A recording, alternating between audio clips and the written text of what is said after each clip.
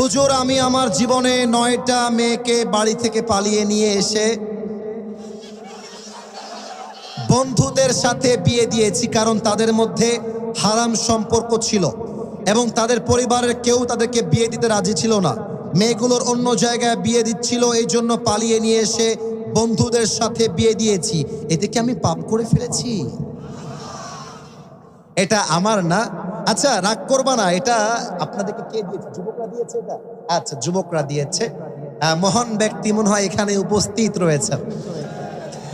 আমি তাকে বলবো, যাকে পছন্দ তাকেই আমাদেরকে বিয়ে করতে হবে যুবক ভাইরা।